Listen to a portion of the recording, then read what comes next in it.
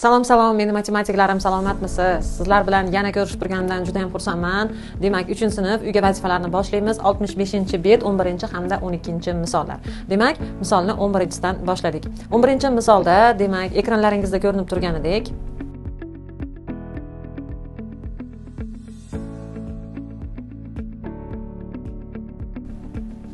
Xo'p, ana endi masalani tanishib chiqdik. Endi qisqa sharti bilan. Demak, to'tiqush kanareykani narxidan 2 marta qimmat ekan. Bizda to'tiqushning narxi ham, kanareykani narxi ham demak aniq emas. Lekin 3 ta to'tiqush hamda 2 ta kanareyka sotib oldi. Yana birisi esa 2 ta to'tiqush, 3 ta kanareyka sotib oldi. Endi mana shu 3 ta to'tiqush va 2 ta kanareyka sotib olgan odam 2 ta to'tiqush hamda 3 ta kanareyka sotib olgan odamga nisbatan 60 ming so'm ko'p summa to'ladi. Xo'p, endi demak bitta to'tiqush yoki bitta kanareykani narxi qancha degan savolga javob berishimiz kerak. Endi qarang, shu yerda demak kanareykani x deb olsak, kanareykani narxini 2 ga ko'paytirsak, to'tiqushning narxi kelib chiqar ekan. Demak, shunda to'tiqush teng 2 ta kanareykaga, ya'ni kanareykani narxini 2 ga ko'paytirsak, to'tiqushga teng bo'lar ekan. Xo'p, qarang, shunda 3 ta to'tiqush, demak, bitta to'tiqushimiz 2 ta kanareykaga teng ekan, 3 ta to'tiqushimiz 6 ta kanareykaga teng bo'lyaptimi? Demak, mana bu 3 ni o'rnida 6 ta, 3 ta to'tiqushning o'rniga 6 ta kanareyka. Mana bu 2 ta kanareyka bilan bu 8 ta kanareyka bo'ldi. 8 ta kanareyka. Xo'p, bundachi? Bunda 2 ta to'tiqushimizni, demak, bitta to'tiqushimiz 2 ta kanareykaga teng ekan, 2 ta to'tiqushimiz 4 ta kanareykaga teng. Endi 4 ta kanareykaga 3 ta kanareykani qo'shsak, demak 7 ta kanareyka bo'lyapti. Endi qarang, bunisi 7 ta kanareyka. Endi bunga 60 ming so'm ortiqcha to'landi. Bunga nisbatan, ya'ni 7 ta kanareykadan ko'ra 8 ta kanareyka olganimizda 60 ming so'm ko'p to'layapmiz. Demak, biz nechta kanareyka oshiqcha bu yerda pastayiga nisbatan? Bitta kanareyka oshiqcha, to'g'rimi? Demak, 8 ta kanareykadan ayirsak 7 ta kanareykani bizda 60 ming so'm bo'lyapti. Ya'ni 60 ming so'm qimmat to'layapmiz. Sababi bitta kanareyka oshiqchaligi uchun. Demak, bitta kanareykamiz teng ekan 60 ming so'mga. Mana 60 ming so'mga teng ekan. Endi qarang, xuddi shu joyda demak biz to'tiqush va kanareykani narxini topsak bo'lar ekan. Demak, to'tiqush, mana to'tiqush teng ekan 2 ta kanareykaga narxiga, ya'ni 2 barobar qimmat ekan. To'tiqushimiz teng ekan 2 ko'paytirilgan. Kanareykamizning narxi 60 ming so'm ekan, 60 ming so'm. Teng ekan 120 ming so'mga. Demak, to'tiqushimiz 120 ming so'mga teng ekan, kanareykamiz esa mana bu joyda topganimizdek 60 ming so'mga teng ekan.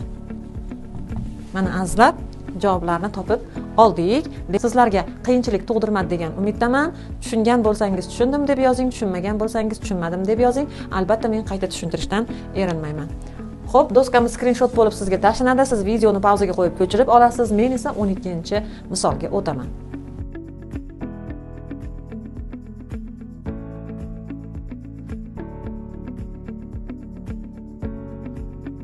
Demak, 12-misolga yetib keldik. 105.840 ni bo'luvchilarini topib, ularni o'sish tartibida joylashtirsangiz, dunyodagi eng tez uchadigan qushning nomi kelib chiqadi deb yozilgan. Demak, bizga bunday bo'luvchilar bergan. Mana shu bo'luvchilar, mana shu songa bo'luvchi hisoblansa agar biz buni ortida yashiringan so'zni topamiz, ya'ni eng tez uchadigan qushning nomini topamiz. Xo'p. 105.840 20 ga bo'linadimi? Demak, bir chekkadan bo'lishni boshladik. 20 ga bo'linadimi? Demak, 10 ni ichida 2 dan 5 ta bo'linadi bu son, to'g'rimi? Juft son bilan tugayapti oxirgi 2 ta raqami. Xo'p, 5 ni tushirdim, 2 ga bo'lsam 2 ta, 5 dan 4 ni ayirsak 1 qoldi. 18 ni ichida 9 ta, 9 kara 2 18 hamda 4 ni ichida 2 ta. Hop, birinchi javob 5292, demak 20 bo'linar ekan. 26 bo'linadimi? 105.840 ga 26 bo'linadimi? Xo'p, 105 ning ichida 5 ta deya olmaymiz. 4 ta desak, demak 4 ta deya olamiz. 4 kara 6 24, ikkisi dilda. 4 kara 2 8 dildagi 2 bilan 10. 105 dan 104 ni ayirsak 1 qoldi. 18 ning ichida 26 dan yo'q, shuning uchun 0 ni yozib oldim. 184 ning ichida 26 dan yettita der ekanmiz. 7 ta ekan. 7 kere 6 42. Ikkisini yozaman 4 dilda. 7 kere 2 14. Dildagi 4 bilan 18. Ayirsak 2 qoldiq 20. 20 ning ichida 26 dan yo'q. Bu qoldiqli bo'linar ekan. Demak 26 105.840 da bo'linuvchisi emas ekan. Demak buni mana bunday qilib qo'ydik. Xo'p, keyingisi 105.840 ni men endi bo'lishim kerak 32 ga. Xo'p, 3 ta bor deymiz. 3 kere 2 6. 3 kere 3 9. 105 dan 96 ni ayiramiz. 15 dan 9 ni 6 ni ayirsak 9. 9 dan 9 ni ayirsak 0 yozilmaydi. 98 ning ichida demak yana 3 ta deya olamiz. 3 kere 32 mana 96 bo'ldi. Buni ayirsak 2 qoldiq bo'ladi.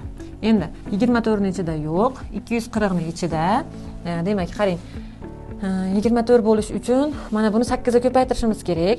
8 ga ko'paytira olmaymiz, chunki 8 kere 30 240, 8 kere 2 16, 256 bo'lib ketadi. Endi 7 ga ko'payganda ham xo'p, 7 ga ko'paytirganimizda ham yana qoldiq paydo bo'lib qoladi. Chunki mana 7 kere 2 14 bir dilda, 7 kere 3 21 dildagi bilan 22 mana ayirsak 16 hosil bo'ladi. Bu ham qoldiq bo'ladi. Demak 32 ham bo'luvchi bo'lmaydi ekan. Demak 32 sonimiz ham bo'luvchi bo'lmas ekan. Endi yana 105.840 ni 58 ga bo'lamiz. Demak 105 ning ichida bitta deya olamiz. 58 ni ayirsak 105 dan 15 dan 8 ni ayirsak 7, 9 dan 5 ni ayirsak 4.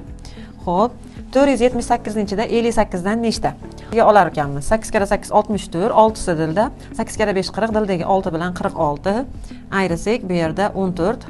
Endi 144 ning ichida 58 dan nechta?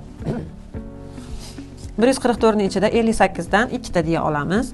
2 kere 8 16, bir dilda 2 kere 5 10, dildagi 1 bilan 11. Xo'p, ayiramiz. 14 dan 6 ni ayirsak 8. Mana bu joyda 3 qoldi, 3 dan 1 ni ayirsak 2, 28. Endi 280 ning ichida 58 dan nechta? Keling 5 ta deb ko'ramiz. 5 kere 8 40, 0 ni yozaman 4 dilda, 5 kere 5 25, dildagi 4 bilan 29. 290 bo'lib ketyapti. Demak 4 ta desak yana qoldiq paydo bo'lar ekan. 4 kere 8 32, ikkisini yozaman 3 dilda, 4 kere 5 20, dildagi 3 bilan 23. Natijada 48 bizda qoldiq bo'lyapti. Demak 58 ham bizga bo'luvchi bo'lib hisoblanmas ekan. Endi 105.840 ni yana bo'lamiz 75 ga. 105 ning ichida 75 dan bitta, 75 ni ayiramiz 105 dan, demak 30. 308 ning ichida 75 dan, xo'p, 4 ta desak bo'ladimi? 20, 28. Xo'p, 4 ta deya olamiz ekan. 4 kere 5 20, 0 ni yozaman 2 dilda, 4 kere 7 28, dildagi 2 bilan 30. 308 dan 300 ni ayirsam 8. 84 ning ichida bitta 75 dan bor. 75 ni ayirsam, demak 14 dan 5 ni ayirsam 9. To'g'rimi?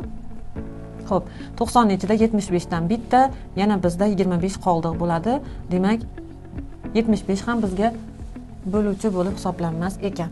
Keyingisi 105.840 ni bo'laman 45 ga.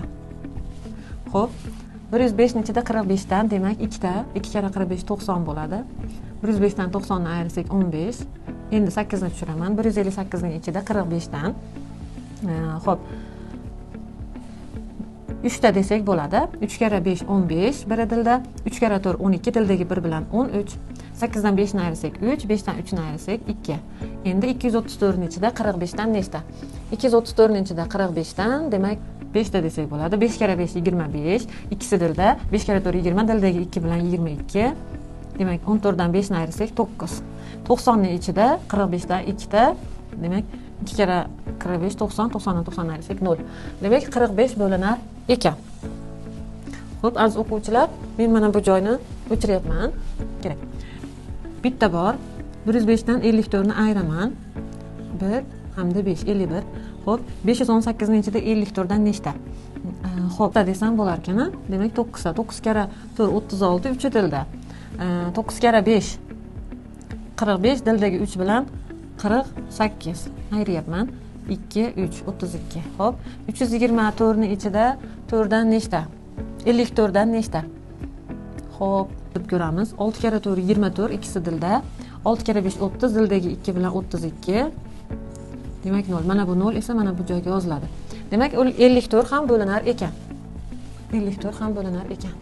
Keyingisi 98 ga bo'lishim kerak. Men mana bu joyni o'chiraman. Kerak. 105 ni ichida 98 dan bitta, 105 dan 98 ni ayrsam 7 qoldi bo'ladi. 8 ni tushirib 78 hosil qildim. 78 ni ichida 98 dan yo'q. 4 ni tushirdim. Xo'p. Endi 784 ni ichida 98 dan nechta desak bo'ladi? Xo'p, 8 ta desak bo'ladimi? 8 kara 8 64, 6 si dilda. 9 kara 8 72, dildagi 6 bilan 78, mana 784 chiqdi. Mana bu 0, mana bu joyga yoziladi 1080. Demak 98 ham bo'linar ekan.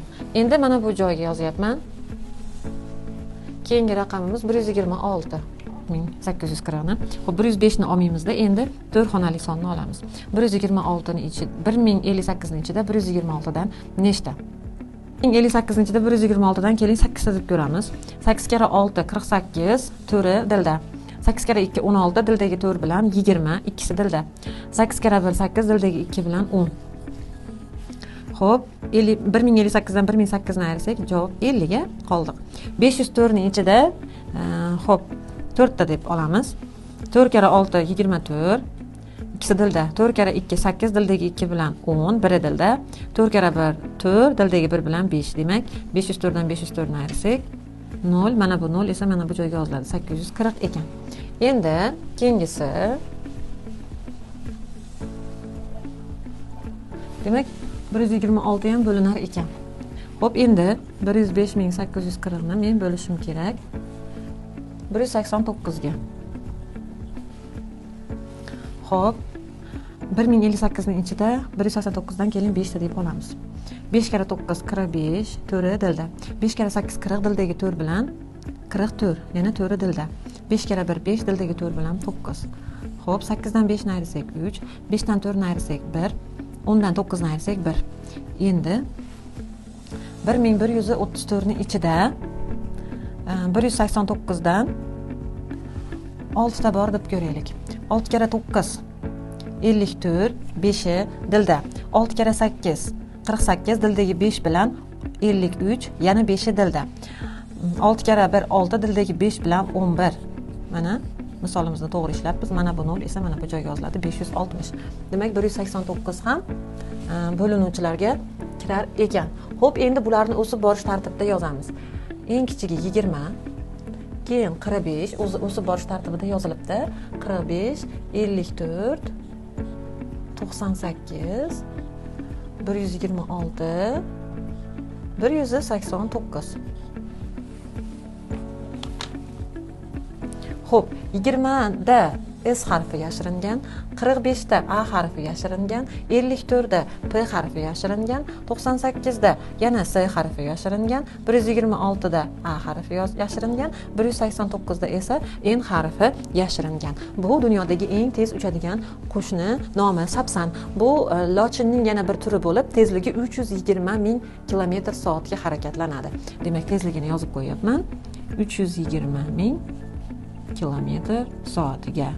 Ya'ni bu dengizdan o'lja qidirayotganda dengizga shu tezlikda sho'ng'ay oladigan qush hisoblanadi. Azizlarim, bugungi darsimiz demak mana shuning bilan tamom bo'ldi. Keyingi darsga sizlar bilan uchrashguncha men xayr deb qolaman. Opisaniyadagi albatta Instagram hamda Telegram kanallariga obuna bo'lishni unutmang. Xayr, salomat bo'ling.